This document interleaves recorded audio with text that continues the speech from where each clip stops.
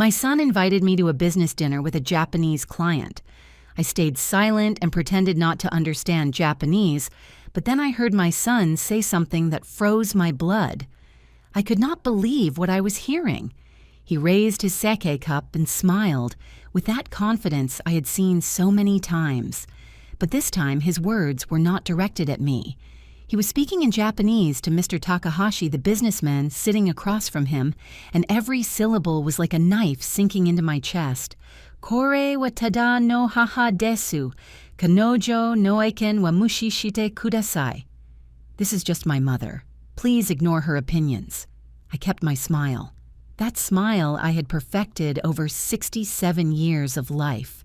The same one I used when my husband died and I had to be strong for David. The same one I wore when I sold the house where I had built my memories just to give my only son the chance at his dreams. But inside, something was breaking. A fine glass that had been cracking for 3 years was finally shattering. My name is Lucy Castells. For 35 years, I was a language professor at the American Japanese Cultural Institute. I taught French, English, and Japanese to hundreds of students. Many of them became diplomats, translators, and international businessmen. But to my son, in that moment, I was simply an old woman who understands nothing about business. David continued talking, and every word was worse than the last.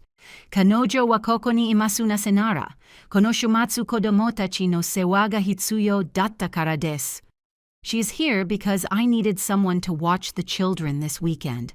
Mr. Takahashi looked at me with that Japanese courtesy I knew so well. He bowed his head slightly as a sign of respect, a respect that my own son did not give me neither in his language nor in mine. April, my daughter-in-law, leaned forward, showing more cleavage than necessary. She was trying to speak with an accent she considered sophisticated but sounded forced and ridiculous. Mr. Takahashi, my husband is a self-made man, very successful. I felt like laughing. Self-made. If only she knew. If only Mr. Takahashi knew that the self-made man had used the $400,000 from the sale of my house to start this business he now showed off as his own. But I said nothing. Not yet. I took a sip of my green tea and observed. I watched how my son lied with ease. I watched how April flirted without elegance. I watched how Mr. Takahashi seemed uncomfortable, but polite as a Japanese man of honor should be. And then came the phrase that would change everything. Mr. Takahashi asked in Japanese, "Why is your honorable mother so quiet? In our culture, the elders are the first to speak." David cleared his throat. He lowered his voice a little, as if I could not hear him. Kanojo wa ninchisho no shoki dankai ni arimasu. Hitori ni shite okitaku nakatta node tsurete kimashita. She has early onset dementia. I did not want to leave her alone at home. That is why I brought her. There it was.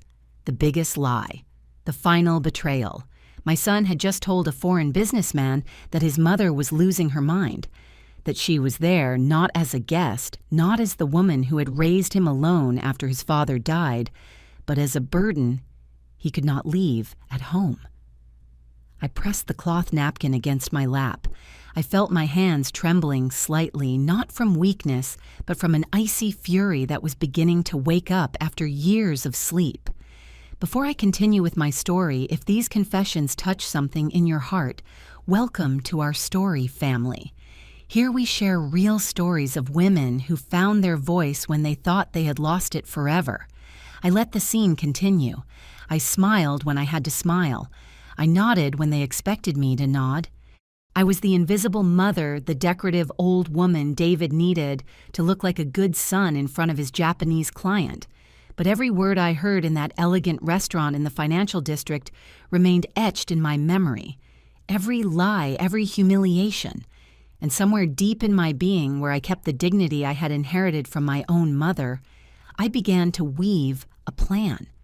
Because you see, David's mistake was underestimating two things: my memory and my intelligence. During 35 years, I taught my students that language is not just communication. It is power. It is understanding what others think You do not understand. And I had just understood perfectly what my son thought of me. The question was no longer if I was going to do something about it. The question was, when? To understand how I arrived at that table pretending not to comprehend the language I had taught for decades, I need to take you 3 years back to the day that changed everything. Charles, my husband, had died 5 years prior from a sudden heart attack on a Tuesday afternoon while watering the azaleas in our garden in the suburbs. He fell among the purple flowers he loved so much, and when I found him, he was already gone. The house became too big for me alone. 3 bedrooms, a study full of books in 4 languages, a garden Charles had cared for with religious devotion. Every corner whispered memories that hurt as much as they comforted, but it was mine paid for with years of honest work of waking up at 5 in the morning to teach classes at 7 of grading exams until midnight. It was the fruit of 35 years of dedication. Then David arrived one Sunday afternoon. He had April hanging from his arm like an expensive accessory. They had just gotten married 3 months prior in a wedding that cost me another $20,000 because, "Mom, he is your only son. You cannot be cheap." "Mom, I need to talk to you about something important," David said while April checked her cell phone without even greeting me. I made fresh coffee, the kind he had liked since he was a boy. I served the sweet bread from the local bakery. I sat across from my son with that mixture of love and worry that only a mother knows. "I have a golden opportunity," he began. His eyes shone with that excitement I knew well. "A business importing Japanese technology, high-end office supplies, specialized stationary devices. The market is wide open here, Mom. I can be the first." I listened for an hour. Numbers, projections, dreams wrapped in spreadsheets. April interrupted occasionally with comments about our future and the life we deserve. "How much do you need?" I asked finally. $400,000 to start. The warehouse, the initial inventory, the permits, the equipment. "That is a lot of money, son. That is why I came to you, Mom." He leaned forward, taking my hands with that warmth that made me forget any doubt. "I know the house is worth more than that. If you sell it and support me with this, I promise we will be partners. 50-50. Your money, my work. Together as always." "David, this house is the only thing I have. Your father and I—" "Mom?" April interrupted me for the first time, looking directly at me. "Don't be selfish. What are you going to do with such a big house? David is your only son. Don't you want to see him succeed?" Selfish. That word stuck like a splinter. "Besides," David continued, "you can come live with us. We have plenty of room. The kids will need their grandma close. Grandchildren. The magic word that disarms any mother. We don't need papers between us," he added when I mentioned establishing a contract. "We are family, Mom. Family trusts. Or do you not trust your own son?" That question. That damn question that manipulators disguised as victims use. I signed the sale papers 2 weeks later. The house sold for $420,000. I gave everything to David, every single cent, everything Charles and I had built in 40 years of marriage. "I am going to pay you back with interest, Mom. In 2 years, you will be living off the profits. You are going to be proud." We never signed anything. Not a contract. Not a promissory note, not even a formal receipt. Because we are family. I moved into a 2-bedroom apartment in the city. Nothing fancy but decent. My furniture, my books, my memories compressed into 600 square feet. Charles's azalea garden remained in the hands of strangers. The first few months were difficult. Waking up in a place that did not know my steps. Cooking on a stove that was not mine. Looking out a window that did not overlook the garden where Charles had fallen. But David visited me. He brought the children. Matt was 4 years old. Ginny, too. He called me every week to tell me how the business was going. "It is going slow, Mom, but it is going well. These things take time." I waited. I trusted. Because he was my son. Then April got pregnant with the 3rd. She lost the baby at 4 months. It was devastating for them. and I was there cooking, cleaning, taking care of Matt and Ginny while they went through their grief. I don't know what we would do without you, Mom. April told me one night, and for a moment I thought she finally saw me. But something changed after that loss, as if April had decided that the world owed her something, and that I was part of that world that had to pay. The visits became different. Mom, can you come watch the kids? April needs to rest. Mom, can you make your famous roast? We have guests. Mom, can you keep them this weekend?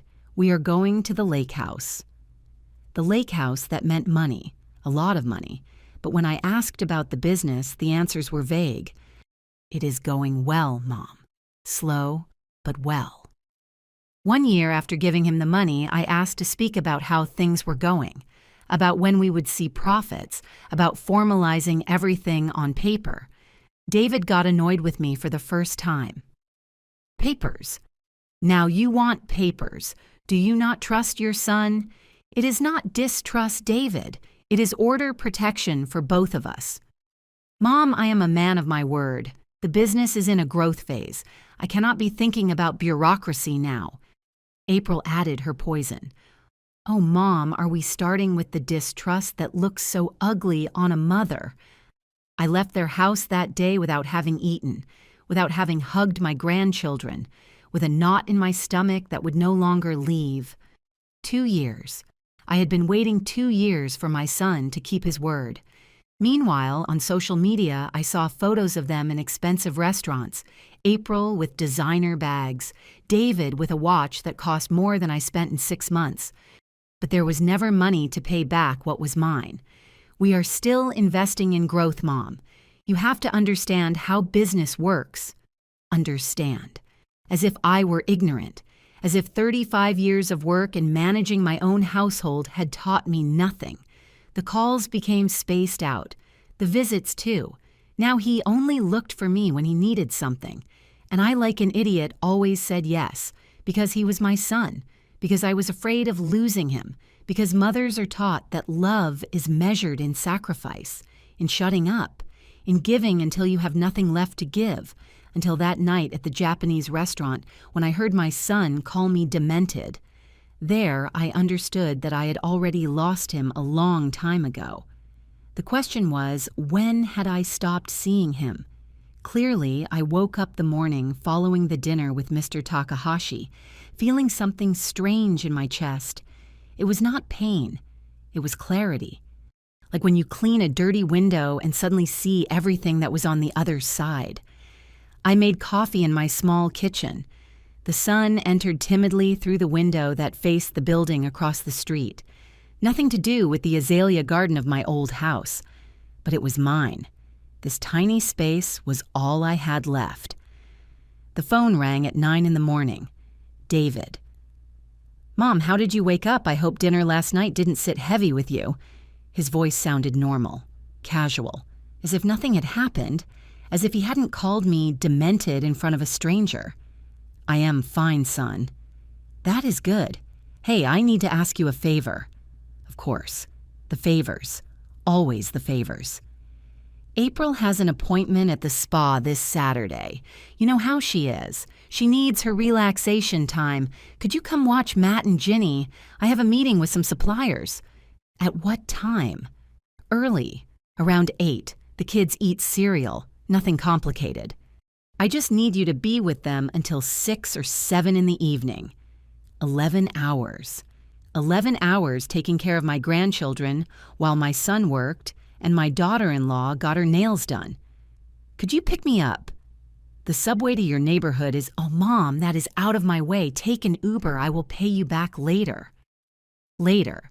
That word that means never. Okay, David. You are the best mom. The kids adore you. He hung up without saying goodbye. As always. I stood looking at the phone. I remembered when David was little and called me running from school. Mommy, Mommy, I got an A on the test. He would run toward me with open arms and hug me with that pure strength only children have. Where had that boy gone? On Saturday, I arrived at their house in the hills at 8 o'clock sharp. I took 2 buses and an Uber that cost me $20. David was already gone. April came out in designer sweatpants, hair perfectly styled, nails freshly done. "Oh, Mom, I am so glad you are here. The kids are watching TV. There is fruit in the fridge. Don't let them eat too much sugar, okay? I will be back around 7. 7 in the evening. Oh, around there. It is just that after the spa, I have lunch with some friends. You know, networking." She left in her white BMW networking, while I, who had worked 35 years, didn't even have enough to pay for a taxi back. Matt was 7 years old now, Ginny 5. They were beautiful. They had their father's eyes, their grandfather Charles's smile. "Grandma!" shouted Ginny when she saw me. She ran to hug me. At least she still got excited to see me. Matt barely looked up from the iPad. "Hi, Grandma." "What are you watching, my love?" "Videos." The conversation ended there. A 7-year-old boy already learning to be indifferent. I made breakfast. Scrambled eggs, toast, and fruit I brought from my house because in theirs there was only imported diet bread. Ginny ate with an appetite. Matt picked at the food. "Mom says we should eat low carb." "You are 7 years old, Matt. Carbs are good for you." "Mom says no." April. Always April.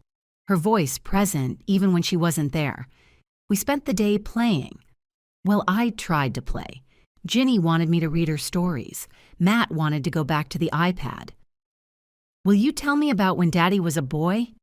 Ginny asked while flipping through a princess book. "Your dad was mischievous. Once he climbed the tree in the garden and didn't want to come down. Your grandfather, Charles, had to go up for him." "Did we have a garden?" "Yes, my love. A beautiful garden with purple flowers." "Why don't you have a garden anymore?" The innocent question of a 5-year-old girl. The question that hurt more than 1,000 reproaches. Because I sold the house to help your dad with his business. "And did he pay you?" Matt looked up from the iPad for the first time in hours. "Adults don't talk about money with children," I said softly. "Mom and Dad talk about money all the time," Matt replied. "Dad says money is the most important thing. That without money, you are nobody." 7 years old. A 7-year-old child had already learned that. "Money is important," I told him, "but there are more valuable things like love, respect your word." "Your word doesn't buy toys," Matt said, returning to his screen. I stayed silent. Because he was right. In the world David and April were building for these children, one's word was worth nothing. April returned at 9 at night, 2 hours late. She carried shopping bags from Nordstrom. "Oh, Mom, sorry. Time got away from me. Did the kids behave?" "Very well. They are already asleep." "Perfect. Do you want me to call you an Uber?" She gave me $30 less than what I had spent getting there on the food I prepared and on the 11 hours of my day. "Thanks for everything. You are a sweetheart." The Uber dropped me at my apartment at 10 at night. I walked up the stairs slowly. My knees were not what they used to be. I entered my small space and sat in the armchair I brought from my old living room, and I cried. I cried for the garden of flowers, for Charles, who was no longer there to tell me what to do, for the $400,000 that had evaporated, for the boy who ran to hug me and the man who now used me as an unpaid servant. I cried for me, for the woman I had been and the one I was becoming. But while I cried, something else grew inside me, something cold and determined. Because you see, I was not a woman without resources. I was not ignorant. I had navigated educational systems, institutional politics, and union negotiations for decades. What made me think I couldn't navigate this, I dried my tears. I made myself a chamomile tea. I opened my old laptop and began to investigate. Family loan laws, documentary evidence, bank transfers, rights of claim. If David wanted to play the successful businessman, it was time he learned that business is not done just with pretty words. It is done with contracts. And even though we didn't have a signed paper, I had something better. I had the truth.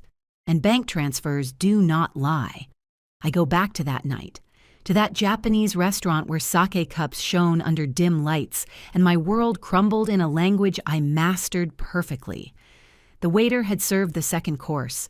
Sashimi arranged like art on porcelain plates. David ordered without looking at me, assuming I would eat whatever he chose. As always, Mr. Takahashi was a man of about 50, perfectly combed hair with gray at the temples, impeccable dark suit, that type of discreet elegance that comes from generations of education, not newly earned money. He reminded me of many of my Japanese students, that courtesy which is not faked but part of the soul. That way of bowing the head at just the right angle depending on who is in front of you. "Your mother is very quiet," he commented in Japanese while taking a bit of sashimi with chopsticks. He did it perfectly without effort.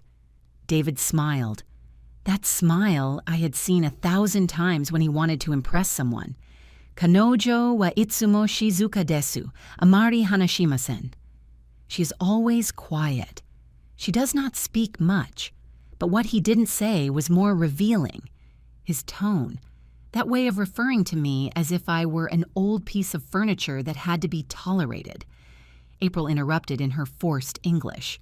She leaned toward Mr. Takahashi, showing the cleavage of her wine-colored blouse. Too provocative for a business dinner.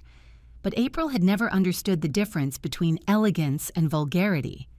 "We are very excited about this partnership, Mr. Takahashi. This contract will change our lives." Mr. Takahashi smiled with courtesy, but I saw the flash in his eyes. Discomfort. Japanese men of his generation did not respond well to that type of direct flirtation. They considered it a lack of seriousness. "The contract is significant," he replied in Japanese. $80,000 a month for 3 years. I need to ensure my company is doing business with serious people." David straightened in his chair, chest puffed out, ego at the maximum. "Watashi wa jibun de kokomade kimashita, Takahashi-san. Dare no tasuke mo nakatta." I arrived here alone, Mr. Takahashi, without anyone's help. My hand squeezed the glass of tea. Without anyone's help. $400,000 was apparently anyone. "Impressive," Takahashi-san replied. "Starting without family capital is very difficult. How did you achieve it?" Here it came. Here came the lie. I worked hard. I saved for years. Smart investments. Negotiated with suppliers. I risked everything I had. Everything he had. Everything I had, you mean, son. April added in English, believing Takahashi didn't understand. "My husband is a business genius. I knew since I met him that he was going to succeed." She met him when he already had my money in his bank account. How convenient. Mr. Takahashi took a sip of sake. He looked directly at me for the first time that night. "Mrs. Castells, what do you think of your son's business?" David tensed up. I saw it. That micro-expression of panic before his mask went back into place. "My mother doesn't understand much about business," he rushed to say in English, but Takahashi had asked in Japanese, and he expected an answer. I smiled. That empty smile I had perfected. I nodded, as if I didn't understand. David breathed a sigh of relief. "Kanojo wa toshi o tote imasu. Bijinesu no koto wa yoku wakarimasen." She is elderly. She does not understand much about business. Elderly. As if being elderly meant being stupid. Takahashi-san frowned slightly. In Japanese culture, belittling elders is unforgivable. I saw it. I saw how his perception of David was beginning to change. But my son didn't notice. He continued talking, increasingly confident, increasingly arrogant. "My mother worked as a teacher all her life. Good woman, but she never had business vision. She lives comfortably off her pension." Comfortably, I lived in a 600-square-foot apartment after having had a 2,000-square-foot house. I had stopped going to the dentist because I couldn't pay for the root canal I needed. I wore the same clothes from 3 years ago, but of course for him that was comfortable. "I understand," said Takahashi-san. His tone had cooled a little. Then came the moment that would remain etched in my soul forever. "Why did you bring your mother tonight?" Takahashi asked directly. Usually these dinners are only between business partners. David hesitated. Just a second. But enough for me to know something bad was coming. He looked around, checked that the waiter wasn't close. He leaned slightly forward. Jitsu wa Takahashi-san. Actually, Mr. Takahashi, kanojo wa ninchi sho no shoki dankai ni arimasu. She has early onset dementia. The world stopped. Hitori ni shite okitaku nakatta node tsurete kimashita. Kanojo wa tamani konran shimasu. Demo yoru wa motto waruku narimasu. Dakara mite iru hitsuyo ga arimasu. I did not want to leave her alone. That is why I brought her. Sometimes she gets confused, but at night it gets worse. That is why I need to watch her. April nodded with feigned concern. It's been difficult for us, but family is family, you know. Takahashi-san looked at me with a completely different expression now. It was no longer professional courtesy. It was pity. Pity for the poor, demented old woman who didn't even know where she was. I took a sip of my tea. I kept my face serene.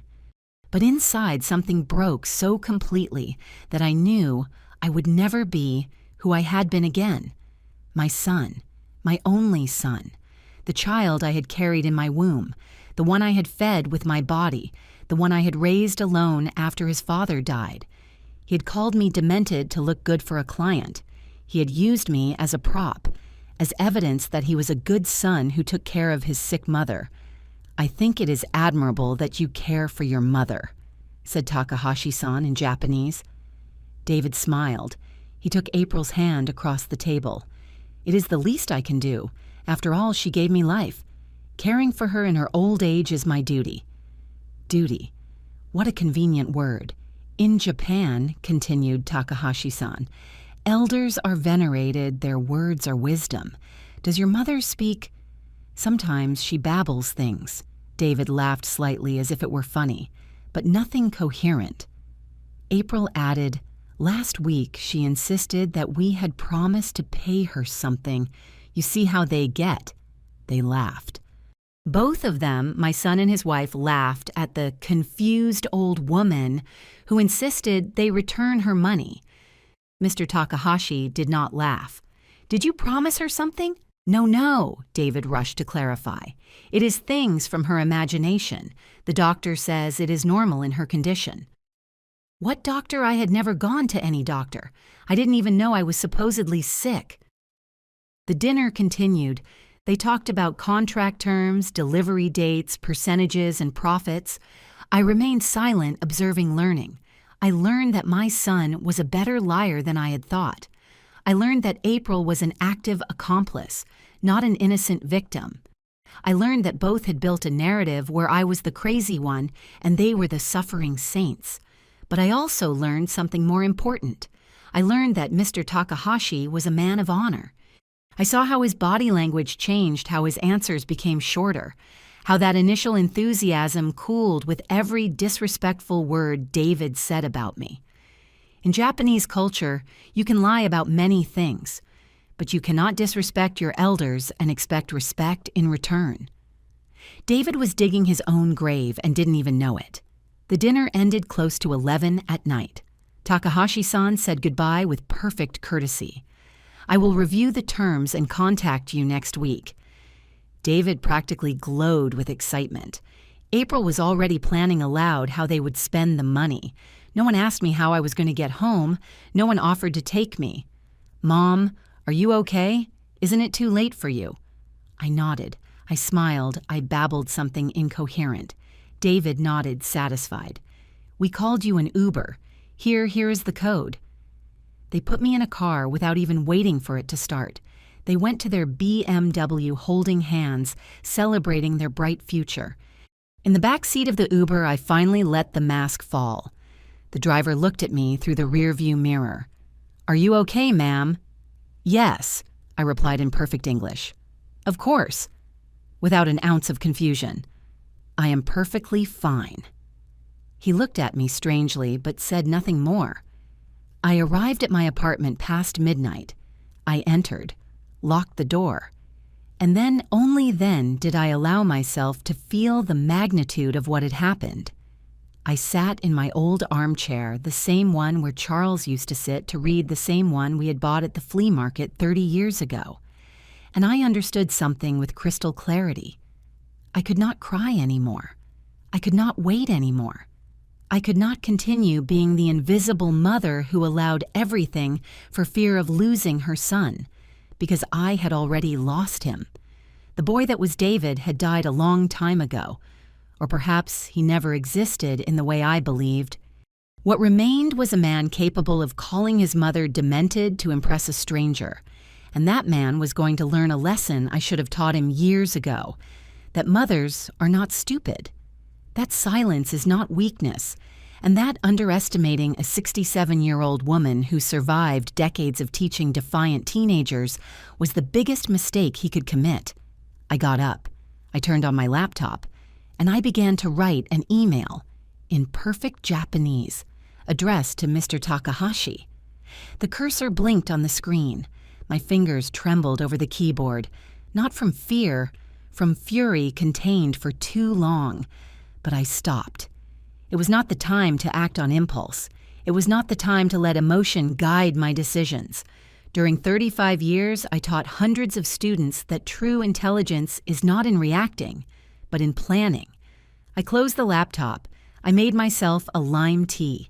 I sat on my small balcony where I kept 3 pots with mint and rosemary, nothing compared to my garden from before.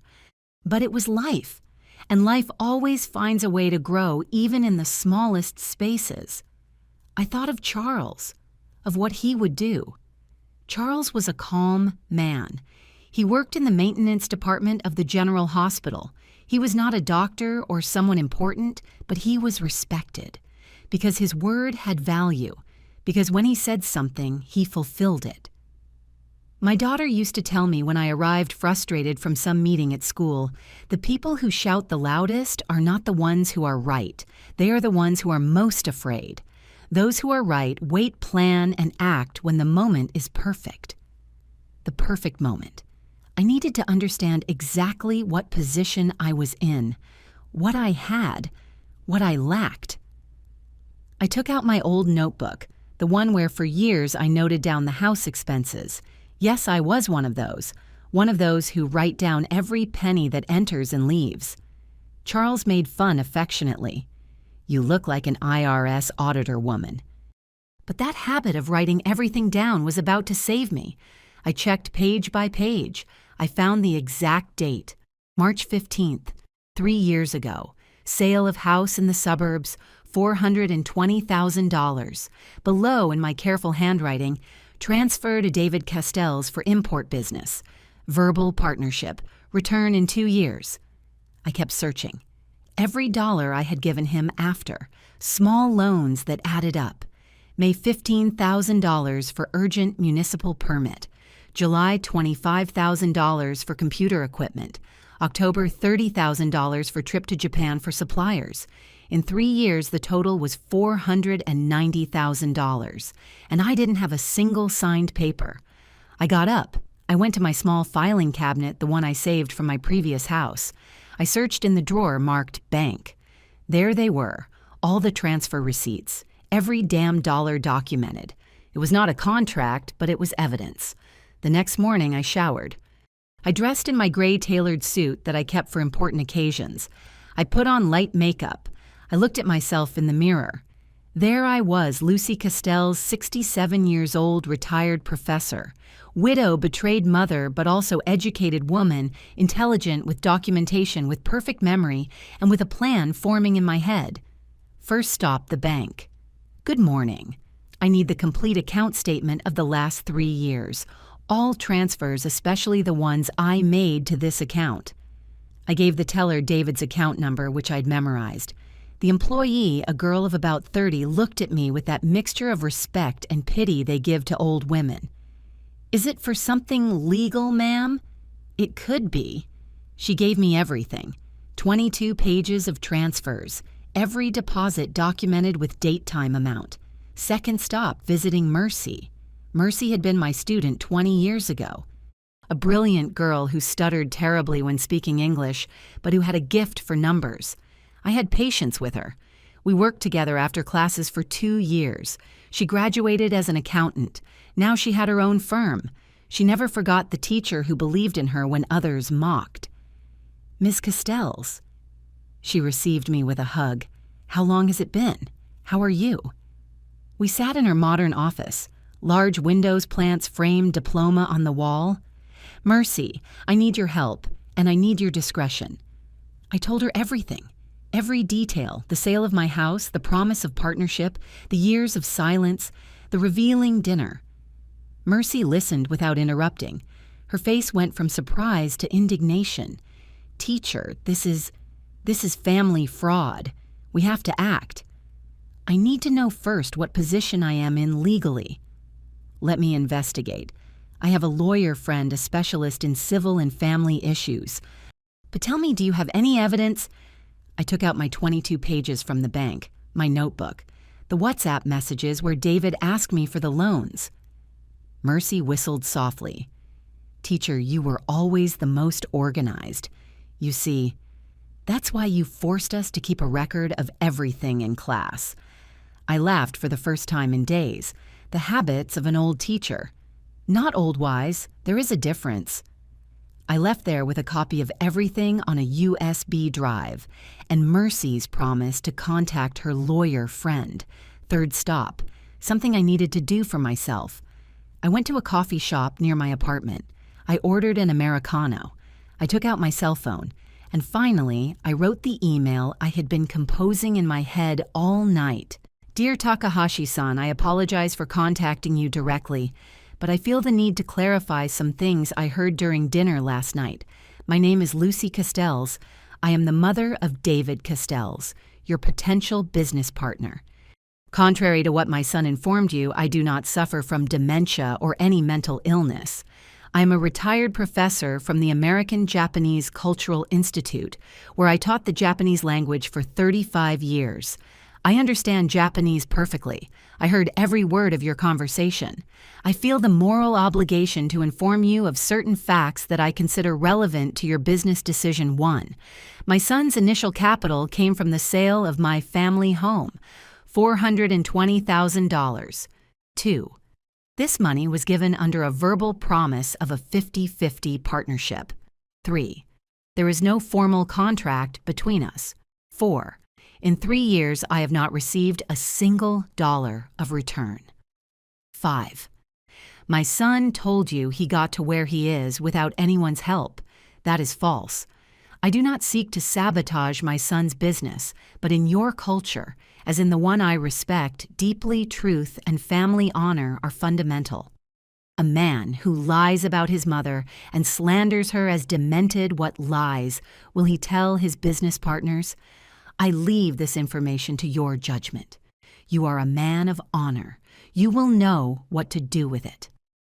With respect and admiration for your culture, Lucy Castells, Professor, Emeritus, American Japanese Cultural Institute. I read the email 3 times. I changed some words. I made it less emotional, more factual, more Japanese in its approach. My finger stayed over the send button. Was I really going to do this? Was I going to sabotage my own son's business? But then I remembered his voice. Kanojo wa ninchisho no shoki dankai ni arimasu. I remembered his laugh, April's laugh, Mr. Takahashi's looks of pity. I remembered every time he called me only to ask me for something, every time he treated me like an employee, every time I asked him for my money and he made me feel greedy. My son was no longer the boy who ran to hug me. He was a man capable of destroying his mother's dignity to look good for a stranger, and I was no longer the mother willing to sacrifice everything. I was a woman reclaiming her right to exist with dignity. I pressed send. The email went. There was no turning back. I stood looking at the screen. My coffee was getting cold in front of me. Outside, the city followed its frenetic rhythm. No one knew that in that small coffee shop, a 67-year-old woman had just declared a silent war. My phone vibrated. Mercy. Teacher, I spoke with Robert the lawyer. He says you have a case. The bank transfers are valid evidence. There is jurisprudence on family loans and verbal promises. He wants to see you tomorrow. I replied, I will be there. That night, I slept better than in years, not because I was at peace, but because I had finally stopped being a victim. I had chosen to be a warrior. Robert Mendez had a small office in the valley, nothing fancy but orderly. Diplomas on the wall, law books stacked on every available surface. It smelled of coffee and old paper. He was a man of about 40, short beard, glasses, that university professor appearance that inspires confidence. Mrs. Castell's Mercy has told me your situation. First of all, let me tell you that you are not alone in this, and second, that you have more legal grounds than you probably imagine. I sat across from his desk. I placed my folder with all the documentation. I don't have a signed contract. You don't need it for everything. Bank transfers are documentary evidence. WhatsApp messages are digital evidence. Your personal notebook, if it is well kept, can serve as a contemporary record. Besides, he stopped. He looked me directly in the eyes. Ma'am, are you sure you want to do this? Once we initiate legal actions against your son, there is no turning back. Family relationships remain marked forever. The relationship is already broken. I replied with a calm that surprised myself. It's just that I was the only one who didn't see it. He nodded slowly. Okay, then we are going to do things correctly, step by step. He opened a laptop.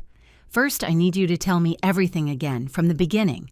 Do not omit anything, even if it seems irrelevant. Details matter. I spoke for 2 hours. Robert took notes nonstop. Occasionally, he asked questions. Did you ever discuss it in front of witnesses? My friends from the book club. I mentioned to them several times that I had lent money to David. Do you remember approximate dates? I have a diary I can look. Perfect. Does your son have properties in his name? The house in the hills? They bought it 2 years ago. Do you know the approximate value? I saw the listing when they bought it. $800,000. Robert looked up. They bought a house for $800,000 while they owed you $400,000. Yes. And vehicles. April's BMW, David's Mercedes-Benz. Both new. Robert whistled softly, just like Mercy. Ma'am, your son not only has the means to pay you, he has the means to pay you double. I felt something strange in my chest. It was not satisfaction exactly. It was validation. During 3 years, I had felt greedy for asking for my money, and it turns out they were right. Not the money to pay me, but to live like millionaires while I refused medical treatments. Now comes the difficult part, Robert continued. We need to build a solid case. We cannot go with weak evidence. We need to be meticulous. He took out a list. This is what we are going to collect in the next few weeks. All your bank account statements from the last 5 years. Any email where the loan or partnership is mentioned. WhatsApp messages. SMS. Any digital communication. Testimonies from people who know about the loan. Current valuation of your son's properties and vehicles. If possible, information on the financial status of his company. Documentation on your own finances, income expenses, postponed medical needs. How do we get the information on David's business? Robert smiled slightly. The Public Registry of Commerce is public, ma'am, and I have contacts. The following days were intense. I became a detective of my own life. I reviewed every email I had sent to David in 3 years. I found jewels. Son, were you able to review the formalization of our partnership? I would like to have something in writing. His answer, Mom, we already talked about this. We don't need papers. Do you not trust me? Another email, 6 months later. David, 2 years have passed.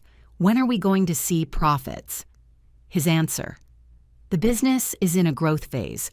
You have to be patient. I cannot be worrying about this now. I printed everything. Every email, every message. I contacted my friends from the book club, Lydia Hope Socorro, women my age who had known me for decades. Do you remember when I told you that I lent money to David? Of course, replied Lydia. We were worried. We told you to sign something. Would you be willing to testify to that? Silence on the other end of the phone. Oh, Lucy, is it that bad? Worse. Count on us.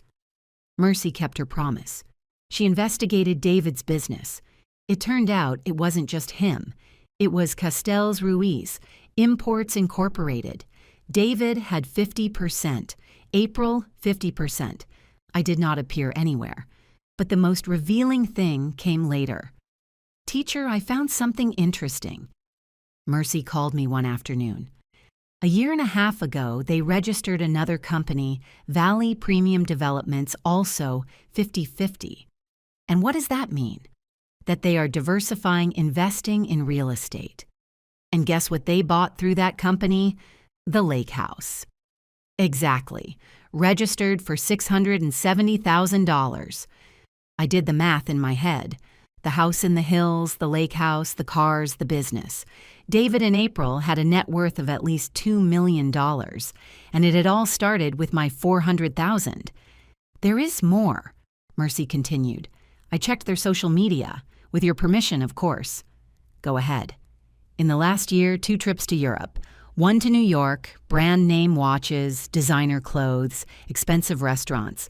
April shows off everything on Instagram. She sent me screenshots. April in Paris in front of the Eiffel Tower, David in Rome with a Rolex on his wrist, both on a yacht in Miami while I ate beans from the pot to save money. Mercy, what kind of person does this? A person who has never faced consequences, teacher. Robert called a meeting 2 weeks later. Mrs. Castells, we have a solid case, very solid.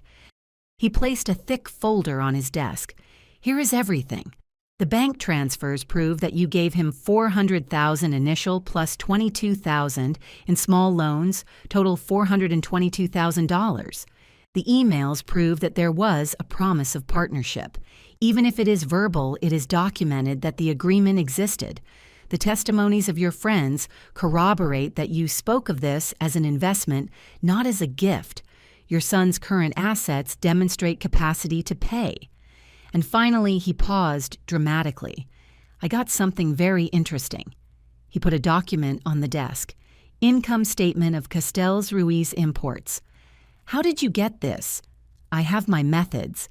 The important thing is what it says.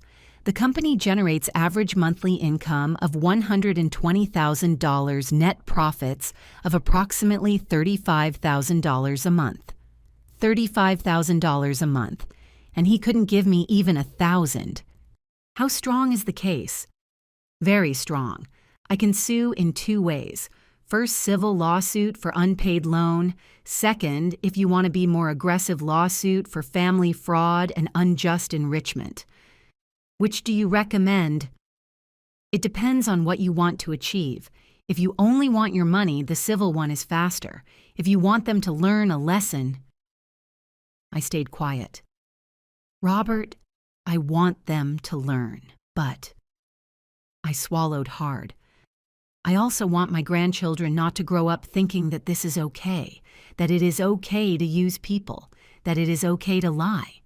Robert nodded. Then we go for both, civil lawsuit plus an ethical complaint, and we are going to ask not only for the capital, but interest, at 10% annual for 3 years. We are talking about almost $680,000. I felt slightly dizzy. That is a lot of money. It is fair, ma'am. They took away the possibility of investing your money those 3 years. They took away the possibility of living with dignity. That money has a cost. And if they cannot pay, then we seize assets. The lake house can be sold. The cars can be sold. The company can have a garnishment order on its accounts. I don't want to destroy them. Ma'am, with all due respect, they didn't have that problem destroying you. He was right. When can we start? We already started. I just need your authorization to file the lawsuit. I looked at the document in front of me. A simple signature and everything would change. I thought of David as a boy. On the day he was born, on his first day of school, on when Charles died and he hugged me saying, "Now I will take care of you, Mom." But that boy no longer existed, and I had to accept it. I took the pen. I signed. Let's do it. Robert smiled. Mrs. Castells, I promise you we are going to recover your dignity along with your money. I left that office feeling something strange. It was not happiness. Nor was it sadness. It was determination. A 67-year-old mother was about to demonstrate that respect is not begged for. It is demanded. And if they don't give it, it is taken. 2 days after signing the papers with Robert, my phone rang. It was David. My heart skipped a beat. Did he already know? Had someone told him, "Mom, how are you?" His voice sounded normal, casual. He didn't know anything. "Good son, and you all, excellent. Look, I am calling you because I need to ask you a huge favor." Of course. The favors. April is organizing a dinner. It is super important. 20 potential investors. People with real money, Mom. This is our chance to expand the business. Our chance. As if I were part of it. And well, you know that your pot roast is legendary, and your homemade lasagna let alone. The guests are old school, Mom. They need food that touches the soul, not those gourmet things that taste like nothing. Do you want to cook? You want me to cook? It would be perfect. April is super stressed with the organization. If you take charge of the food, it would be a weight off. When is it? This Friday. Today was Tuesday. 3 days to prepare food for 20 people. Son, that is a lot of work. And the ingredients? Oh, Mom, don't worry about that. We will deposit money for everything. $100. Is that okay? $100 to cook for 20 people. A caterer would charge at least $1,500. And where would it be? At the house. We need you to come early to have everything ready by 8 at night. Can you arrive around 9 in the morning? 11 hours cooking. 11 hours standing in a kitchen that was not mine. I should have said no. I should have invented any excuse. But a part of me wanted to see, wanted to confirm what I already knew. I needed that last drop that would make the cup overflow completely. Okay, David, I will be there. You are the best, Mom. Love you. He hung up before I could answer. Mercy got angry when I told her, Teacher, why did you accept I need to do this one last time? For what? To suffer more. To be sure, to have no doubts. She didn't understand, but she accepted. On Friday, I arrived at David's house at 8:30 in the morning, half an hour early because that was me, always responsible. April opened the door in expensive yoga pants and a lycra top. She had a green facial mask on her face. Oh, Mom, so good you are here. The kitchen is all yours. I left a list there of what you need to prepare. I entered the kitchen, a magazine kitchen, stainless steel appliances, granite central island, pantry full of organic spices they probably never used. The list was stuck on the refrigerator. Pot roast, large pot for 20 people, homemade lasagna, at least 2 large trays, mashed potatoes, gravy, salad, green beans, rice, dessert apple pie, 8 different dishes. 11 hours to make them. The ingredients were piled on the counter. April had bought them. That much was true, but she hadn't organized them. Meat still frozen. Nothing prepped. I rolled up my sleeves. I put music on my cell phone softly, and I began. First the roast, searing the meat, preparing the broth, cooking the beef for hours. While it cooked, I started the lasagna, pasta, meat sauce, layering each one with care. 2 large trays meant hours of labor. April came down mid-morning, already without the mask, perfect makeup, casual but expensive dress. How is it going, Mom? Good, everything is on time. Perfect. I am going to the salon. I need to get my hair done for today. If anything happens, call me, okay. She left. Her expensive perfume remained floating in the kitchen. Matt and Ginny came running in around noon. Grandma, what are you doing? Cooking for your parents' party, my love. Smells good, said Ginny, hugging me around the waist. Do you want to taste? I gave each of them a small piece of lasagna. They ate it with those faces of pure happiness that only children have. "Why don't you eat with us?" asked Matt. "What, at parties? You always cook, but you never eat with us." The innocent question of a 7-year-old boy, the same question I had been asking myself. Why? Because that is how your parents decided. It is unfair. That is life sometimes, champion. A maid arrived at 3. April had hired her to help with the service, a woman of about 40 named Rosario. "Are you the cook?" she asked me. "I am. Yes, something like that." "Do you need help?" "Can you set the tables?" "Sure." We worked together in silence. Rosario set plates. I finished the sauces. "Is the family yours?" she asked while folding napkins. "My son, my daughter-in-law, my grandchildren." "Ah, and they hired you to cook?" It was not a question. It was a statement. "Welcome back to our story family.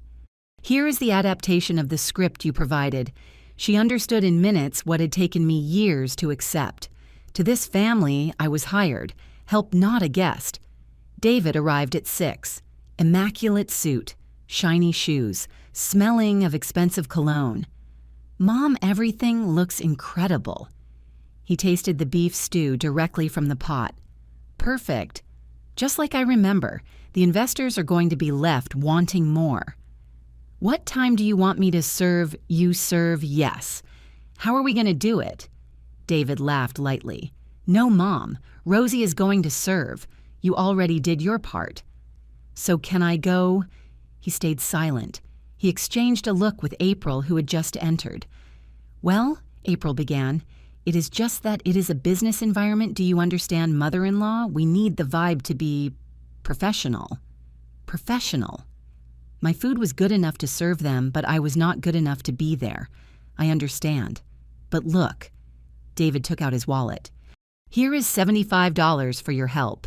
I know we said 100, but think about the Uber you saved on if you stay a little while longer." $75 for 11 hours of work, for my talent, for my knowledge passed down through generations. A professional chef would have charged 10 times that amount. Besides, April added with that fake smile I hated, "Rosie can share some food with you in the kitchen. We do not want you to leave hungry. Share." As if it were charity, as if my own food was a favor they were doing for me. The guests began to arrive at 8. I listened to them from the kitchen. Laughter, glasses clinking, David playing his role of the perfect host. Rosie went in and out carrying dishes. "They are fascinated," she whispered to me during one of her trips. "Everyone is asking who cooked. And what do they tell them?" "Mrs. April says they are recipes she learned from YouTube." I froze. "What? Yes." "She says she loves traditional cooking and has been practicing." "My recipes, the recipes I learned from my grandma, that I perfected over 40 years, that I taught my son when he was a boy." April was presenting them as her own. Something broke inside me, not dramatically, without noise, like when a rope wears down so much it finally snaps. I stood up, I washed my hands, I took off my apron, I walked into the dining room where everyone was. 20 people around the long table, wine glasses, laughter, my beef stew in elegant bowls, my savory meat pies presented as if they were art, and April at the head of the table receiving praise. "April, this is delicious."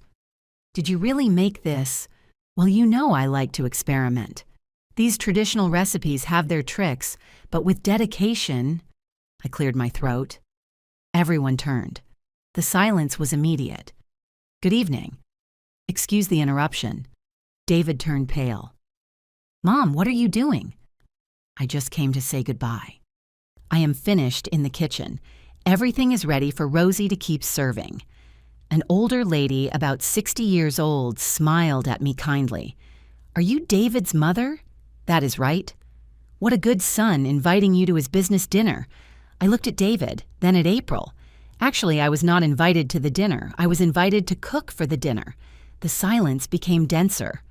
All these recipes that my daughter-in-law is presenting as her own, I learned from my grandmother 50 years ago.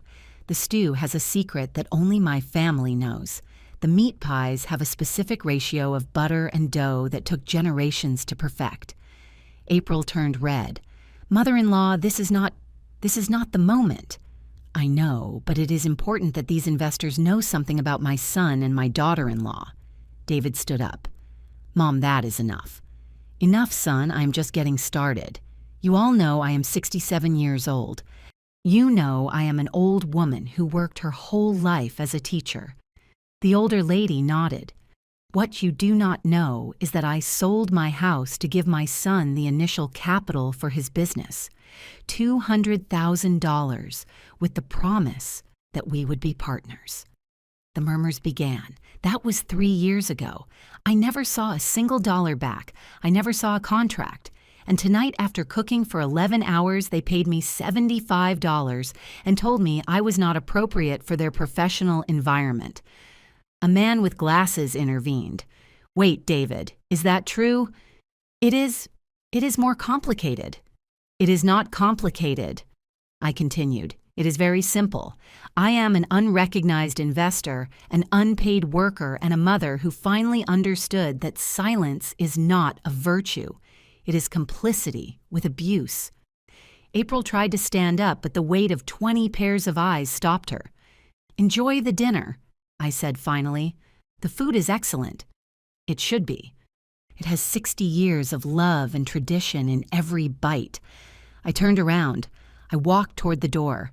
Rosie already had my bag ready. I took the liberty, she whispered. You deserve better than this. Thank you. Ma'am, the older woman stopped me, following me to the hallway. I do not know the whole story, but I do know how to recognize dignity when I see it. Your son should be proud to have a mother like you. He should, but he is not. Then it is his loss. I left that house for the last time, not with sadness, with clarity. The next morning, David called me 20 times. I did not answer any of them. Finally, he sent a text message. Mom, what the hell was that? You humiliated us in front of investors. How could you? You are so ungrateful after everything we have done for you. I read the message 3 times, and I laughed. Ungrateful. I was the ungrateful one. I dialed Roger. Is the paperwork ready? Yes, ma'am. Do you want us to proceed? I want you to deliver the documents personally, tomorrow. To his office, to his house, wherever. With pleasure. And Roger, I do not want negotiation. I do not want arrangements. I want the full weight of the law. Understood, Mrs. Harrison. I hung up, made myself some tea, sat on my balcony and smiled. The war was just beginning, and this time I had the weapons. On Monday morning, Roger called. It is done, ma'am. I personally delivered the lawsuit to your son at his office. How did he react? First, he thought it was a joke. Then he turned red. Then he tried to intimidate me. I told him I am his lawyer, not his friend, and that everything he says can be used against him. Did he read the documents? In front of me. I saw how his face changed with every page. I think he finally understood that this is serious. Good. Ma'am, prepare for what is coming. He is going to try to contact you. They are going to pressure you.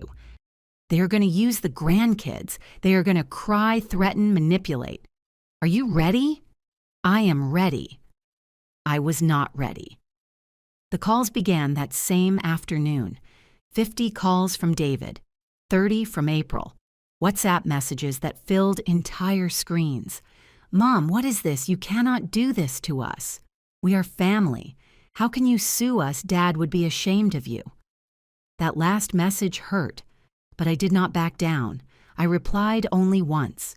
For 3 years, I asked for respect. You gave me humiliation. For 3 years, I asked for my money. You gave me crumbs. For 3 years, I hoped to be your mother. You turned me into your employee. This is not revenge. It is justice. There was no response. The next day, I received a call from an unknown number. Mrs. Harrison. Yes, this is Attorney Reynolds speaking. I represent David and April Harrison in the matter of the lawsuit. They already had a lawyer. That was fast. My client is willing to reach a settlement. He recognizes that a debt exists, although not in the terms you state. Tell your client to speak with my lawyer. Ma'am, please. This can be resolved as a family without going to court. Think of your grandchildren. I think about them all the time. That is why I want them to see that actions have consequences. My client can offer you $50,000 as a single and final payment. My lawyer is asking for $350,000, plus legal costs. That is ridiculous. There was never a contract, but there were bank transfers, and messages, and witnesses. Good morning, counselor. I hung up with trembling hands. Roger was right. This was going to be harder than I thought, but I was not alone. Martha visited me that afternoon with news. Professor, do you remember Mr. Takahashi? Of course. I did something. I hope you do not get upset. What did you do? I sent him an email, in Japanese, confirming everything you had told him. I added public documentation about your son's assets, the luxury items, the properties. Martha. It was necessary, Professor. That man is the key. And he replied. She showed me her phone, an email in perfect Japanese. Dear Martha-san, I deeply appreciate the information. After the dinner, my evaluation of David Harrison had changed considerably, but I maintained professional courtesy. What you have revealed confirms my suspicions. In my culture, a man who dishonors his mother cannot be a trustworthy partner. I have decided to cancel all negotiations with his company, not only because of what he did to his mother, but because a business built on lies cannot sustain itself. Please convey my deepest respect to Harrison-san, the mother, not the son. Her dignity in the midst of pain is worthy of admiration. With respect, Takahashi Kenji. I stared at the screen. That means I began that your son just lost a contract worth $1.5 million over 3 years. $1.5 million. The contract that was going to change their lives. Martha. What did we do? The right thing, Professor. A man of honor recognizes another, and Mr. Takahashi recognized that you are more honorable than your own son. That night, David burst into my apartment. He did not knock. He used the spare key I had given him for emergencies. Mom. He was furious, red eyes, messy hair, nothing like the neat businessman he usually was. Takahashi canceled. He canceled. Do you have any idea what you have done? I stood up from my chair, calm, serene. Get out of my house, David. How could you? You wrote to him. You told him lies. I did not tell a single lie. Every word I said was the truth. You destroyed my business. I built your business. With my money, with my trust. You destroyed it with your lies. April walked in behind him, runny makeup. She had been crying. Mother-in-law, please, let us be reasonable. We can resolve this. I already tried to be reasonable for 3 years. David let himself fall onto my couch, head in his hands. We do not have $300,000. The lake house has a mortgage. The cars are financed. The business with Takahashi canceling, we lost other clients who were going to come by referral. Then sell it all. What sell the lake house? Sell the cars. Use the profits from the business. Or face the lien. The decision is yours. You are my mother. His voice cracked. Mothers are supposed to forgive. It is supposed what? That I let you use me, that I shut up when you humiliate me, that I feign dementia when you accuse me of that in front of strangers. He looked up, eyes full of tears. I did not mean to. April said that. Do not blame April. You decided. You opened your mouth. You called me insane. You took my money and pretended you did it alone. I was going to pay you. When were you going to pay me? After the 3rd trip to Europe, after the 4th Rolex silence, you had no intention of paying me. You saw me as your phantom investor, the fool who gives money and shuts up. Is that not right? Then tell me something. I sat in front of him. I looked him straight in the eyes. At what moment did I stop being your mom and start being your employee?" He did not answer. Was it when Charles died and you no longer had to answer to him? Was it when you met April and she taught you that money is more important than honor? Or was it always like that and I was too blind to see it? Mom. Do not call me Mom. You lost that right when you made me cook 11 hours and paid me with crumbs. When you presented my food as April's. When you sat me at a business dinner only to call me insane in Japanese. April tried to intervene. "Mother-in-law, if you withdraw the lawsuit, we promise." You promised me partnership. You promised repayment in 2 years. You promised respect. Your promises are worth nothing. Please get out of my house. Both of you. Now. David stood up slowly. He seemed to have aged 10 years in one night. "Roger is going to contact your lawyer," I continued. "You have 2 options. Negotiate a reasonable payment plan or see us in court. And believe me, I have all the documentation in the world to win." And the kids, April asked, "Have you thought about them?" The kids will learn that dishonesty has a price. You cannot give them a better lesson. They left in silence, defeated. I closed the door. I leaned against it, and I cried. Not from sadness, from liberation. Because I had finally freed myself from guilt, from obligation, from the fear of losing something I had already lost a long time ago. Martha called the next day. "Professor, I have more news. Tell me. Mr. Takahashi not only canceled with your son, he spoke with other Japanese businessmen in his network. David's reputation in that circle is destroyed. That bad. The Japanese take family honor very seriously. A son who abuses his mother is untouchable to them. I did not mean to destroy him professionally. He destroyed himself, Professor. You only exposed the truth." Roger called a week later. "Your son's lawyer proposes the following. Payment of $200,000 over 4 years. $4,000 monthly. No interest. Rejected. Are you sure?" "Completely. I want the total. With interest, in a maximum of 2 years, or seizure of assets. It is going to be difficult for them. It was difficult for me to live with the minimum while they traveled to Europe. Understood. We counter-propose $350,000 over 2 years, $14,500 monthly. If they miss, a payment automatic seizure. Perfect." The judge accepted the terms. David and April signed. They had no choice. The evidence was overwhelming. They had to sell April's house. They had to reduce their lifestyle drastically. And every month, like a Swiss clock, my payment arrived. $14,500 for 24 months. What was mine finally coming home? 3 months after the lawsuit began, something unexpected happened. Mr. Takahashi asked me for a meeting. "Harrison-san, I would like to speak with you. Could you receive me? I met him at a coffee shop near my apartment. I did not want anything fancy, just honesty." He arrived with that Japanese punctuality. Immaculate suit, small bow when greeting me. "Harrison-san, first, I want to apologize. Apologize why for not seeing the truth that night, for listening to your son's lies without questioning. You had no way of knowing. A businessman must investigate his partners. I failed at that." He took a sip of his green tea. "I have followed your case. Martha-san has kept me informed with your permission. Why are you interested?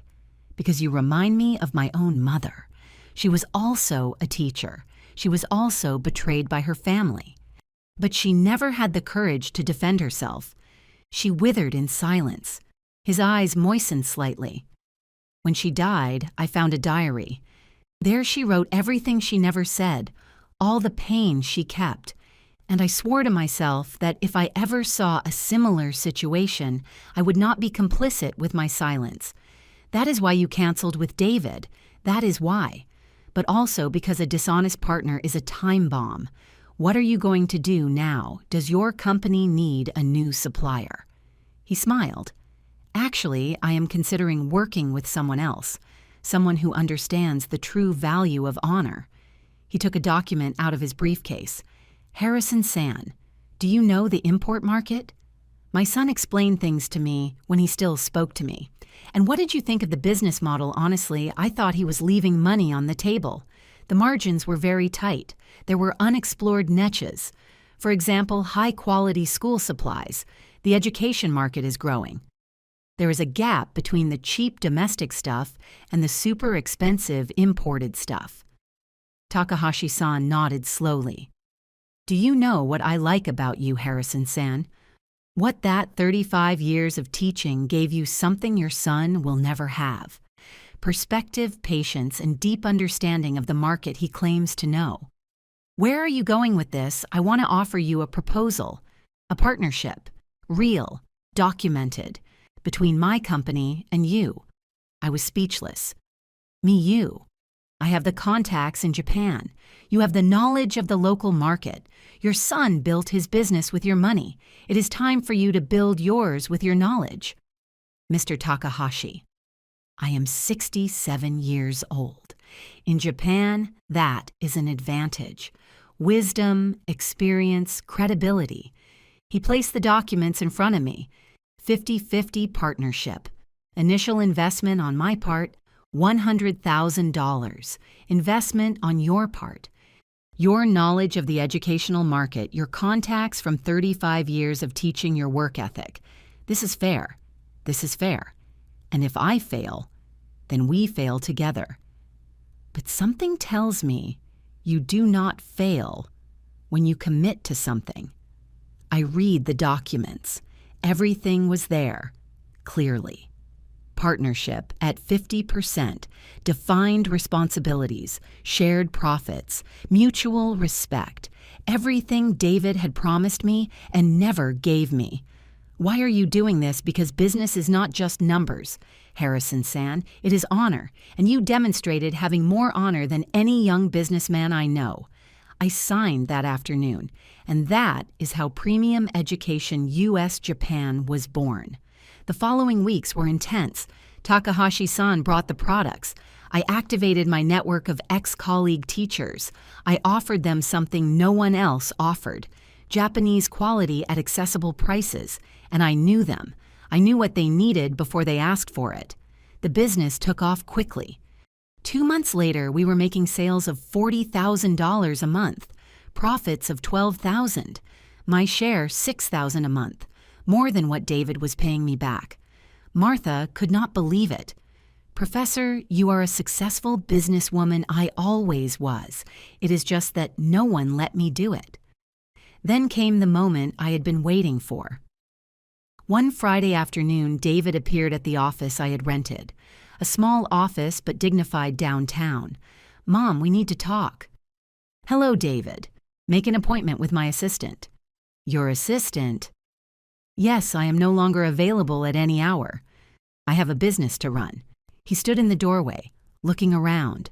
The modest but professional office, the Japanese products on display, my tidy desk. What is all this? My business, partnership with Mr. Takahashi. Remember him? The man you were going to scam. I was not going to scam him. You were going to lie to him about everything. That is a scam. Mom, I came because we have problems. The payments are very high. I do not know if we can keep paying $14,000 a month. You should have thought of that before. Please, I know you are angry, but think of the kids. I think of them. That is why I want them to learn that debts are paid. I do not have the money. Sell everything then or accept the seizure. Those are your options. How can you be so cold? I stared at him. Cold. Interesting word coming from the man who called his mother insane. I am sorry. I am so sorry. He was nervous. He wanted to impress Takahashi, and you used me as a sacrifice. Forgive me, he shouted. The tears finally came out. Forgive me, Mom. I was an idiot. I was selfish. I was everything you say, but I am still your son. Are you? Why doesn't a son do what you did to me? Please. He let himself fall into a chair. I do not know what else to do. April left me. That surprised me. What she left a week ago. She said she did not sign up to live middle class, that this was not what she expected. She took the kids to her mom's house. For the first time, I felt something resembling compassion. The kids, I can see them on weekends. But April is filling their heads. She tells them everything is your fault, that you destroyed our family. I did not destroy anything. I just asked for what was mine. I know, and you were right. But he looked at me with the eyes of a lost child. What do I do? Now I sighed. Do you really want to know? Yes. You grow up. You mature. You accept the consequences. You stop blaming others for your decisions. I cannot pay you that much. The business is bad. We lost clients. How much can you pay? $5,000 a month, that is all. If you squeeze me more, I close and you get nothing. $5,000 for how long? 6 years. I did the math mentally.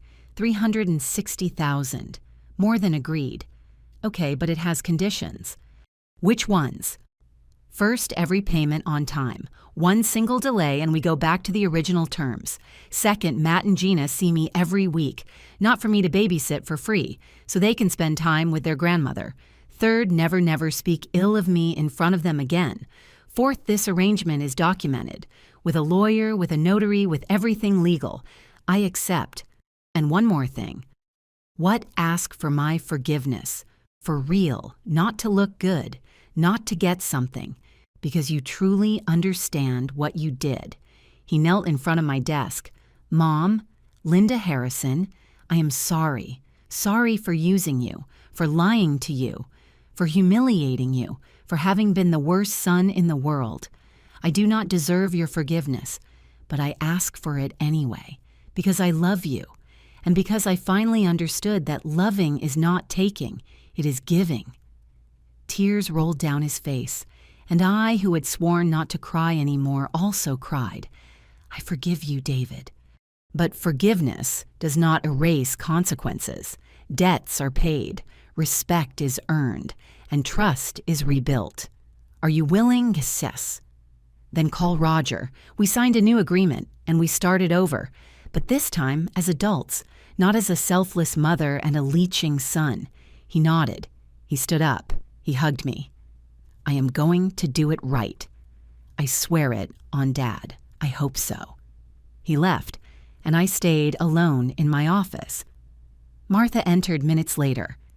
Did you hear everything? Yes. Are you sure, Professor? No. But children do not come with a guarantee. Sometimes you can only give them one more chance and hope for the best. And if he fails again, then I will learn that some trees never bear fruit. And I will be at peace with that. 2 weeks later, we signed the new agreement.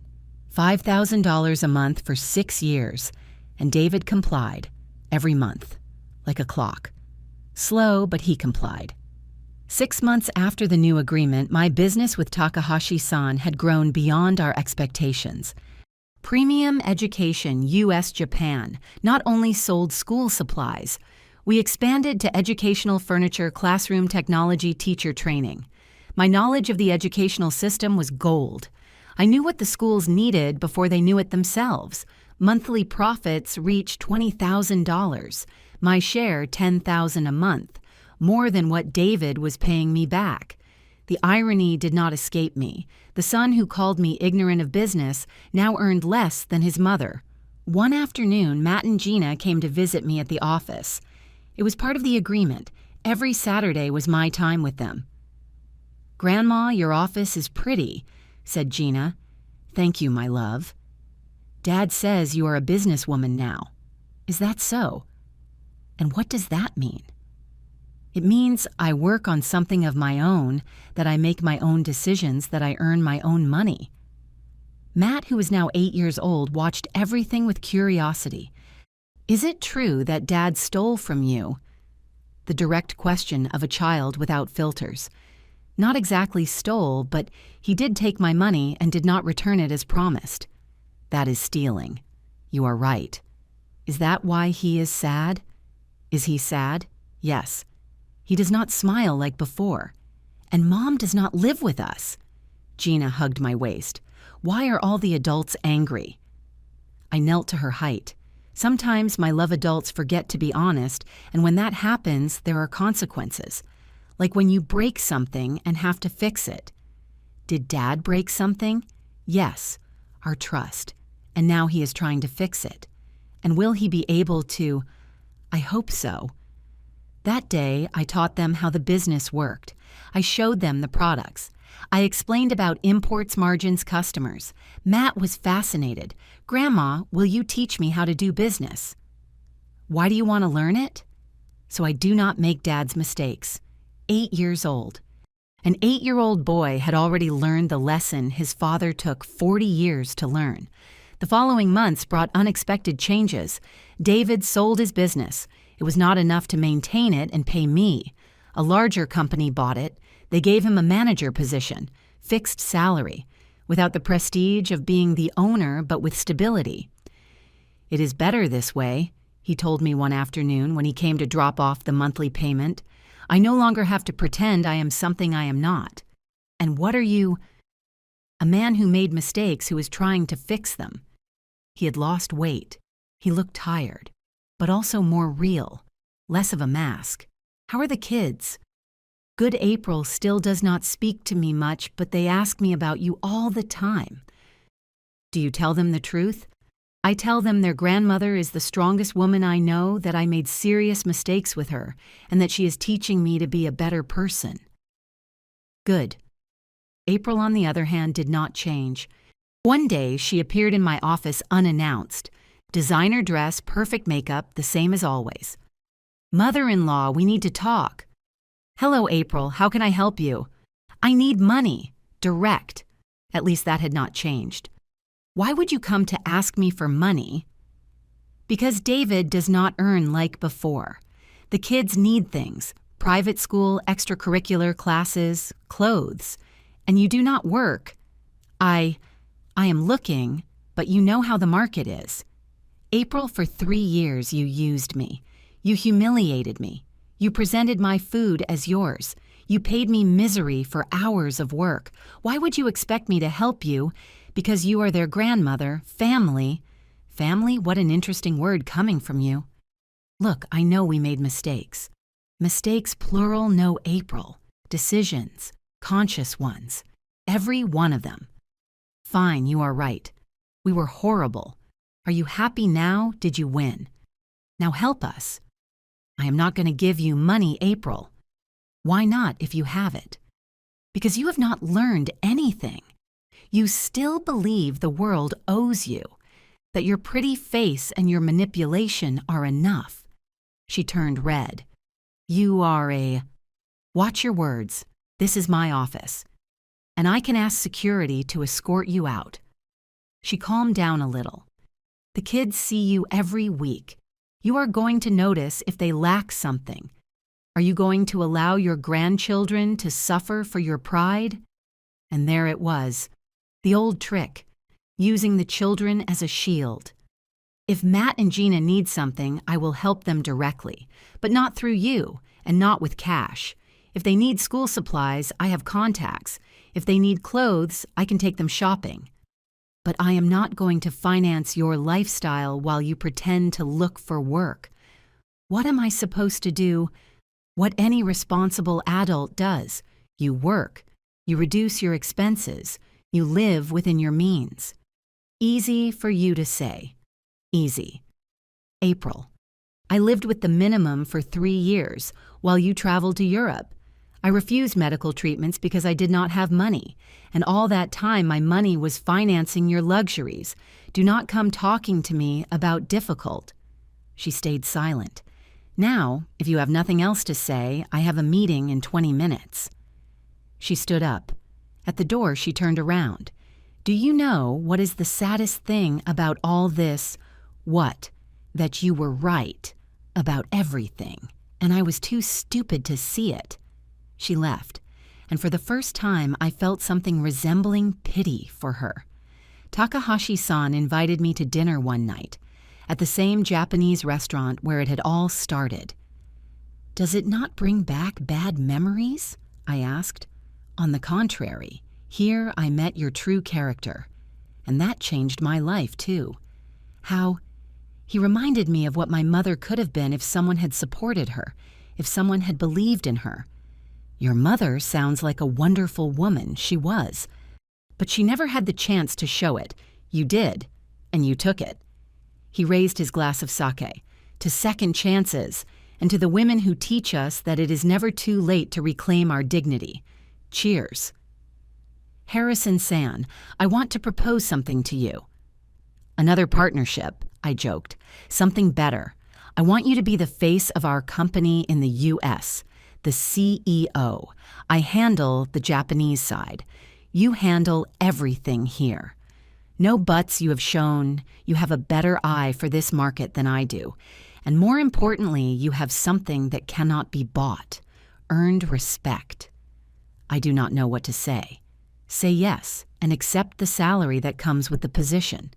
He showed me a paper, a figure that left me breathless. $25,000 a month. This is fair. For your work, for your knowledge, for your value? I accepted. And so at my 68 years, I became the CEO of an international company. The woman who supposedly had early signs of dementia now managed a multi-million-dollar business. The irony was delicious. A year and a half after it all began, David arrived with his last payment. It is number 36, he said, placing the envelope on my desk. 36 more to go. You have complied every month. That says a lot. I learned from the best. We stood in silence for a moment. How are the kids good? Matt asked me if he could work with you when he grows up. I smiled. And what did you say? That if he has your work ethic and my ability to learn from mistakes, he will be unstoppable. That was nice. Mom, I want you to know something. What thank you? Why are you thanking me for not letting me get away with it? For stopping me cold? For teaching me that actions have consequences? I should have taught you sooner. You tried. I did not listen. You were right at that dinner. Dad would be ashamed of me. But now I think he would be proud of what I am trying to do. I believe so. April finally got a job. Nothing glamorous. Department store manager. But it was honest. And she was learning what it meant to earn money. The kids divided their time between both parents, and every Saturday was mine. Those Saturdays became my favorite days. I taught them about business, about honor, about the importance of your word, about how money comes and goes, but character stays. Matt absorbed everything like a sponge. Grandma, is it true you built your business after 60? Yes. Why did you wait so long? I did not wait. The opportunity was taken from me. But when I got it back, I did not waste it. Gina, now 6 years old, was more emotional. Grandma, are you not mad at Dad anymore? No, my love. And did you forgive him? I am in the process. How long does the process last? As long as it needs to. Forgiveness is not a switch you flip, and that is it. It is a path you walk step by step. And is Dad walking with you? Yes, slowly, but he is walking. Martha became my partner in another project. We used part of my profits to open a training center for older women. Entrepreneurship after 60. We taught basic accounting, digital marketing, social media, how to start a small business. The response was overwhelming. Women of 60, 70, even 80 years old coming to learn. Many widows, some abandoned by their children, others simply looking for purpose. You think it is too late, I told them in every opening session. I believed it too. At 67 years old, I was living in a small apartment without money, humiliated by my own family. Today, at 68, I run an international company. Not because I am special, but because I decided that my story would not end as a victim. The testimonials began to arrive. Mrs. Sophie, 70 years old, opened a bakery business. Lydia, 65, started teaching embroidery classes online. Hope, 72, became a home management consultant, each one with her story, each one claiming her space. Professor Sophie told me one day, "You saved our lives. I did not save anything. You did. I just showed you it was possible." The project went viral. Local media interviewed us then national. My story appeared in magazines, newspapers, the internet. The grandmother who became a businesswoman after suing her son. The comments were mixed. How can a mother do that to her son? Children do not have the right to abuse their parents just because they are family. This lady is my hero. What a horror of a mother. Family comes first. I ignored everything. I had learned that you cannot control what others think. You can only control your actions. 2 years after it all started, I organized a dinner. I invited David Matt and Gina Martha Roger, Mr. Takahashi, my students from the training center. It was a celebration of the business, of life, of second chances. David arrived nervous. "Mom, are you sure you want me here?" "You are my son. Of course I want you to be here. After all, you are here, paying your debt, raising your children with new values. That is what matters." The dinner was beautiful, not in a fancy restaurant, in my small apartment, the same one where I had cried, where I had planned, where I had been reborn. Mr. Takahashi gave a speech in Japanese. I translated it for the others. In my culture, I said translating his words there is a concept called ikigai, your reason for being, what makes you get up every morning. Harrison San found her ikigai at 67 years old, and in doing so, she taught us all that it is never too late to live with dignity. Matt raised his glass of soda. To Grandma, the strongest woman I know. Everyone toasted, even David with tears in his eyes. That night, after everyone left, I sat on my balcony. The same 3 pots of mint and rosemary were still there, but now I had plans to rent a small space with a garden. My phone rang. Text from David. "Mom, thank you for today. Thank you for not giving up on me. Thank you for teaching me that redemption is possible. I love you. And this time it is for real." I replied. "I love you too, son, and I always will. But never again confuse love with permission to disrespect. Never again. I promise." I looked at the stars. I thought of Charles, how he would be proud, or maybe confused, or both. "I did it, old man." I whispered to the sky. I recovered my dignity, and along the way, maybe I saved our son. The wind blew softly, the mint leaves moved, and I swear I heard his voice. "I always knew you were stronger than all of us put together, my girl." I smiled, because he was right. 3 years after that revealing dinner with Mr. Takahashi, my life had changed completely. Premium education. U.S. Japan now had offices in 3 cities.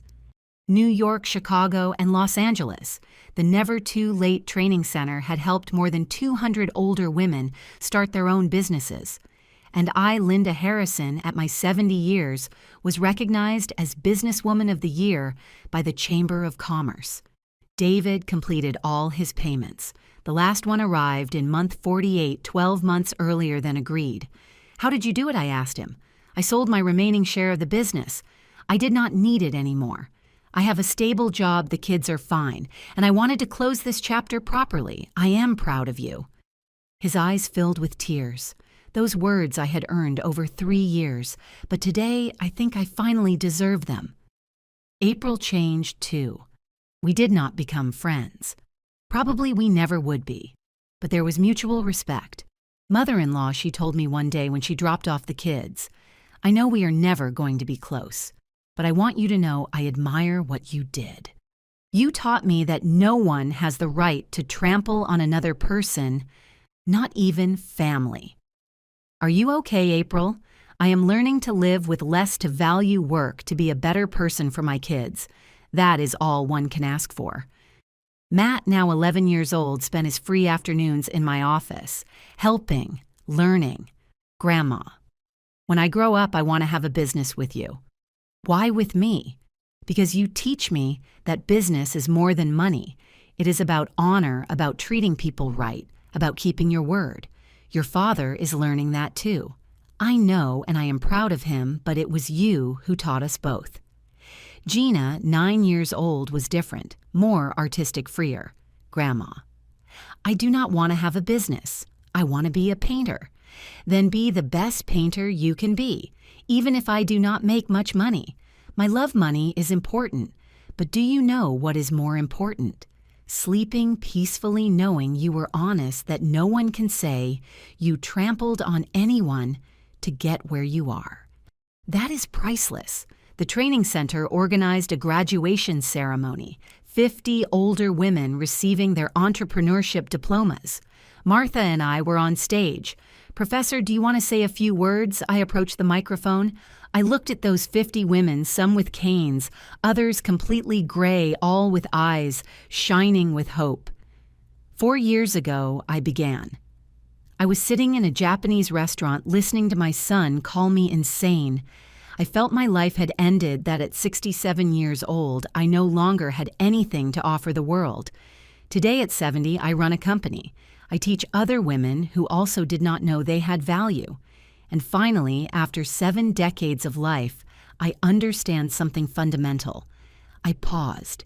You are never too old to start. You are never too old to defend yourself. You are never too old to demand respect. And never, never are you too old to reclaim your dignity. The room exploded in applause. Some women were crying, others smiling. Everyone knew exactly what I was talking about, because each one had her own story of being underestimated, of being invisible, of being treated as if her age were a disability. After the ceremony, a woman of about 75 years approached me. "Mrs. Harrison, my son, took my savings for his business. He promised to return them. 5 years have passed. Do you have proof, bank transfers? Then you have a case. But let me ask you something more important. Are you ready for the consequences? Because once you start this path, the relationship changes forever. I know, but I prefer to have dignity than a son who uses me." I gave her Roger's card. "Tell him I sent you." Cases like that arrived constantly. Mothers robbed by sons, grandmothers used as free babysitters, older women treated as a burden, and each one slowly learning that they did not have to accept it. Mr. Takahashi retired 2 years later. He went back to Japan, but before we had one last dinner at that same restaurant. "Harrison-san, when I met you, I saw pain in your eyes.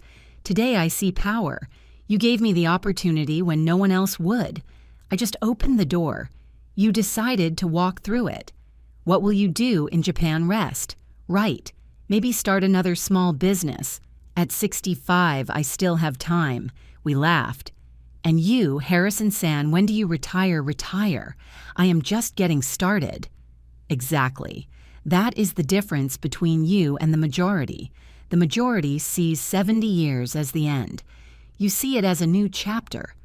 I was taught well. Your son is lucky to have had such a strong teacher. He had to lose me to find me, and you had to lose yourself to find yourself. He was right. The last time I saw Mr. Takahashi, he left me a gift, a bonsai. In Japan, the bonsai represents patience care, constant growth. Like you. It is beautiful. Take care of it. And when you see it, remember that the most beautiful things take time to grow. But when they grow, they are unbreakable. The bonsai now lives in my office, next to a photo of Charles and another of Matt and Gina.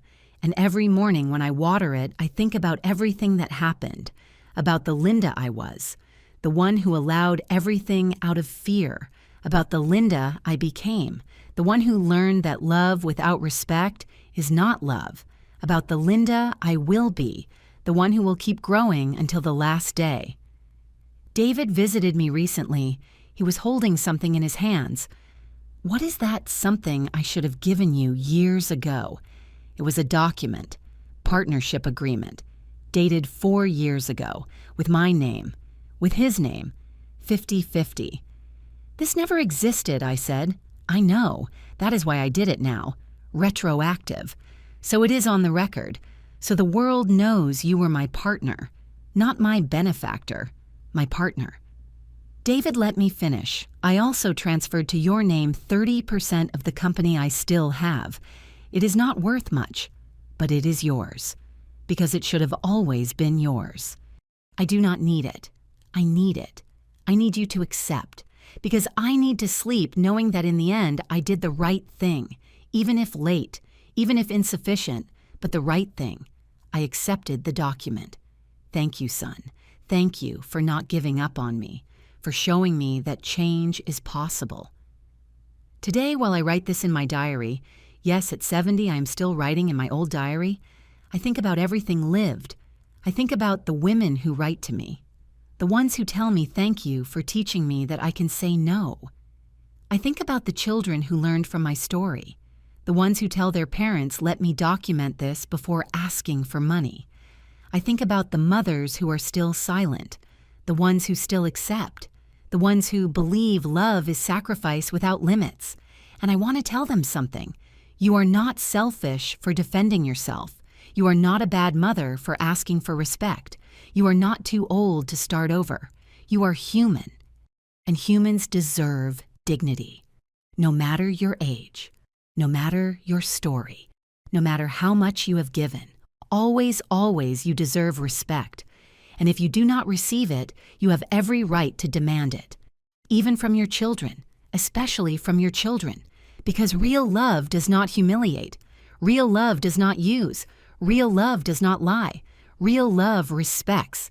And if your son cannot give you that, then he needs to learn, and you need to teach, even if it hurts, even if society judges you, even if you are scared. Because in the end, the only person you have to live with every day is yourself. And you deserve to look in the mirror and feel pride, not shame, not regret. I should not have put up with it. Pride. Of having been strong, of having been fair, of having been dignified. That is what I learned in these 4 years.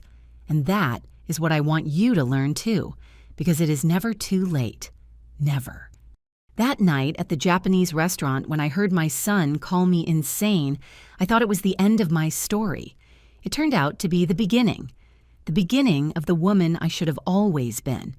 And now, every morning, I wake up not wondering what would have happened if I stayed silent.